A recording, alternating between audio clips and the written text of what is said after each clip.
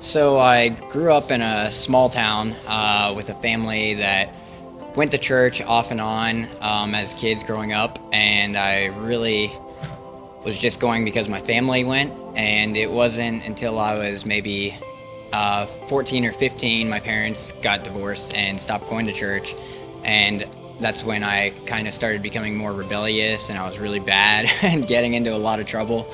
But then around the age of, I believe, 17, I had a good friend. He was a neighbor, and he invited me to his church youth group.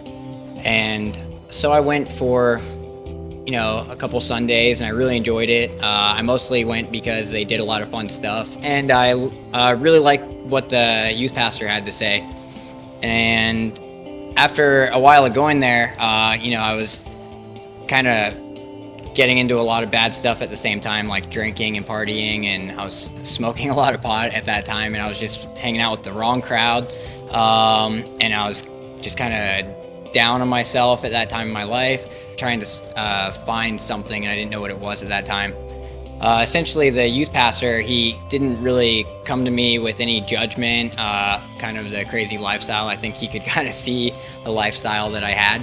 After seeing the kind of representation of who he was and just God in him, and him just speaking to me and kind of sharing the gospel and taking the time to really teach it to me, I came to this point essentially when I was around 18, and I said to myself, like, I've learned who this Jesus is now, and I know the kind of man that he is and how he's come to the earth to save us. And so one night I remember I was conflicted, and I wanted to know if God was really real, and I didn't know in my heart if he was. And so I prayed, and I said, God, if you're real, show yourself to me. I want to know you. I want to be a Christian, essentially. And so I was reading the Bible, and I just remember hearing God's voice as I was reading after I just prayed this, and just really feeling the Holy Spirit come on me. And I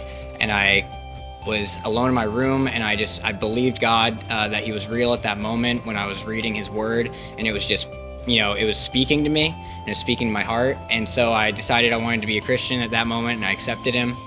And so I went on a youth camping trip that summer, and I guess they were saying that they were going to do a baptism there, and so we had a swimming pool that we got baptized in, and I just ran with it ever since. And God has really been a huge part in my life, and